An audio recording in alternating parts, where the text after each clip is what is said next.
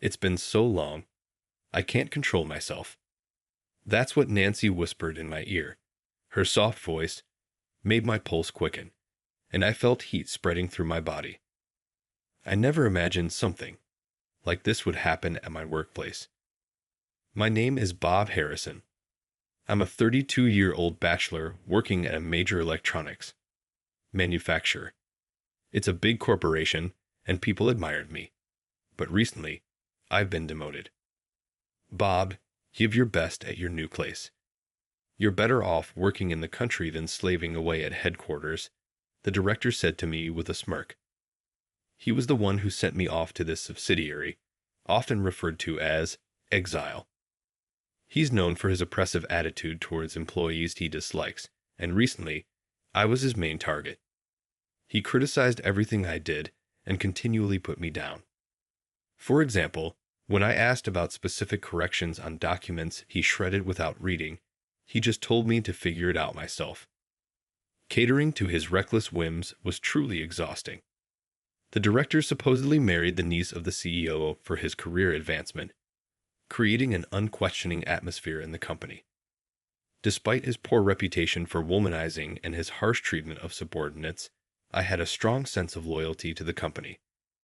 I thought overcoming adversity would help me grow as a person. No matter what the director did, I was determined not to give in. When my demotion was decided, the director seemed extremely pleased. As someone who worked at headquarters, this transfer was a shock, but I steeled myself to face the challenge. I couldn't let my mother down, who was watching over me from heaven. I still remember her pale face in the hospital bed, trying to cheer me up. "I will always be watching over you from heaven," she said. I tear up remembering her gentle smile. My mother passed away around the time I went to college. My father was the worst when I was a child, and my mother protected me from his abuse. She raised me on her own, always smiling and showering me with love despite being busy with work and housework. I could never thank her enough. If I were to complain now, my mother would be sad. So, with determination, I set off for my new post. The place I was transferred to was a peaceful countryside. The environment was comfortable, and the folks at my new position were kind-hearted. I enjoyed my work. Despite it being a less prestigious role, I didn't slack off. Instead, I did my absolute best. I believed that if I kept up the hard work, it wouldn't be a dream to get a promotion. Indeed, a year after being shifted to this new position, I had made significant accomplishments in my work and began receiving recognition. This fact made me relieved. Just when I breathed a sigh of relief, I received an interesting proposition from a colleague named Todd. "Hey Bob, how about we go to the party for singles?" "A party?" "Yeah, you don't seem to have a girlfriend either, so it's a chance to meet someone." As Bob pointed out, I didn't have a girlfriend at the moment. It's a bit embarrassing to admit, but I had no experience with dating in my life. When I was at the head office, I had many opportunities to be invited to social gatherings, but I was always busy with the manager's rigorous workload and chased by stress. So, I couldn't find the mood for romance. But now, with some breathing room, it seemed like the perfect timing to seek new connections. I'm almost 33, and I'd like to get married at some point. With that in mind, I decided to participate in the party. But it didn't go as smoothly as I expected. The party was held at a luxury hotel, and many more participants gathered than I anticipated. I couldn't communicate well with the women and ended up feeling isolated. This wouldn't happen in a business context, but casual chit-chat seemed difficult for me, who had been submerged in work. In contrast to me, Todd, with his social and lively character, was making vibrant conversations with many women. Neither Todd nor I were particularly handsome, but despite this, the difference in our situations left me feeling disappointed. I thought the women at the party probably saw me as a boring guy. When I was feeling down, I suddenly heard a voice. "Excuse me, may I talk to you?" When I lifted my gaze, I was astonished. Standing in front of me was a woman of unbelievable beauty. I was so captivated by her, who looked as if she could have stepped right out of a TV show, that I couldn't even look away.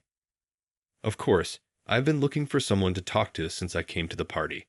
You were alone too, so I thought I'd come and talk, she said with a gracious smile. I guess everyone's too intimidated to approach because you're so beautiful. Oh, you're a smooth talker. Not at all. It's just that I've never had a proper conversation with a woman other than my mother, and so here I am in this situation. Oh, you have a good relationship with your mother. That's wonderful. Yes, she passed away when I was in high school, but she was truly a good mother. Oh, I'm sorry. When I mentioned that my mother had passed away, she looked genuinely sorry. But of course, it wasn't her fault. It was me who brought up my mother all of a sudden. But actually, I lost my mother when I was young too. Really? Whether it was a blessing in disguise or not, we started to talk about our mothers. At first, I was frustrated with myself for not being able to converse smoothly, but as time passed, I found myself chatting naturally with her. She was not only beautiful, but also had a very friendly personality. Before I knew it, I was not only fascinated by her appearance, but also by her dazzling smile and gentle manner. Oh, what a joy it would be to have a girlfriend just like her. Just as I was thinking this, the host of the party gave instructions to the participants through a microphone. All right, everyone, we will now be ending the talking time. If you're interested in someone, please write down their badge number on the sheet we distributed at the beginning. I nodded at her and left to join Bob. Her badge had the number 28 on it. There's no way I would match with her, but I wrote down 28 and handed the sheet to the party organizer. I had a great time with such an attractive woman. That was enough for me. With those thoughts, I was looking up at the stage of the party when the host started to announce the results. At the end of the party, we will introduce the men and women who had successfully paired up. Now let's start with male number 2 and female number 6. Congratulations on becoming a couple. Each time the host said this, a man and a woman ascended to the stage and were introduced. Before I knew it, the venue had transformed into a festive mood filled with a peculiar heat. Todd, too, had successfully paired up and ascended the stage. Todd's partner was a slender, adorable woman, and the spectators were all worked up. When the spectators called for a kiss, Todd, going along with the flow, kissed the back of his partner's hand like a prince, eliciting laughter from the audience. Before I knew it, I was carried away by the atmosphere, watching the proceedings and laughing. However, upon hearing the host's announcement, my mind went blank. Now, next we have male number 19 and female number 28. Please come up to the stage. I looked at my own badge, and, indeed, my number was 19. Hey Bob, you're being called, urged Todd. I finally headed towards the stage. There, the woman from before was already waiting for me. I never dreamed that she and I would be paired. What a beauty she is. The lucky number 19 man must be over the moon when the host said this. The audience chimed in with comments like, "Hey, handsome." It was one thing to be an observer, but being the center of attention was unbearably embarrassing. It seemed like she felt the same, her face turning a deep red.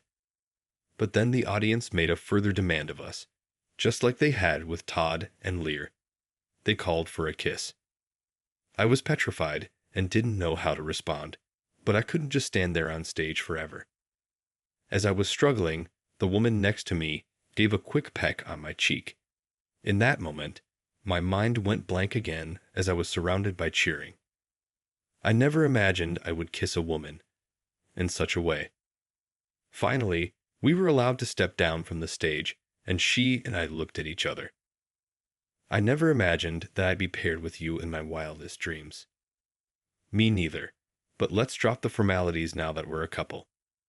Okay, can I ask your name? I'm Nancy Miller. Nice to meet you. Saying so, Nancy extended her hand like a lily. I touched it, feeling my heart pounding. I'm Bob Harrison. Nice to meet you.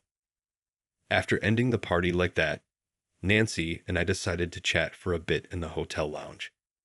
We still knew little about each other. Wow, what a night. Who knew a matchmaking party would get everyone so fired up? I was surprised too. And while it was only for about an hour, Nancy and I talked more about each other. Nancy was 30, and she had been in another country until last year, but she preferred being in Japan. When I told her where I work, Nancy looked surprised. "Oh, you work at that electronics manufacturer?" "Yeah. Why? Something wrong?" "No, it's just a big company." I felt a little strange about Nancy's reaction, but we exchanged contact details and parted ways. We agreed to go out for a meal another time. We were both working adults, so coordinating our schedules would be a bit of a hassle. But little did I know, an unexpected development was waiting for me. A week after meeting Nancy, a new manager was assigned to our division and was introduced. During the morning meeting, I was nervous about meeting the new boss, but when I saw who it was, I was at a loss for words. The one who was there was me, in a relationship with a woman named Nancy Miller. It's Miss Nancy Miller who has been promoted to the position of section chief. Until last year, she was abroad gaining experience, they announced. "I'm Nancy Miller. Nice to meet all of you," she exclaimed. In stark contrast to my shock, Nancy maintained her poker face as she greeted everyone. However, I did not miss her gaze towards me and the silent, later message she sent through eye contact. Then Nancy and I gathered in the break room. "Why are you here?" I asked. "I'm sorry. I really wanted to tell you, but I had to keep it a secret due to confidentiality," she replied with an apologetic expression. As for me, I had no intention of blaming her. I was just taken aback by this surprising coincidence.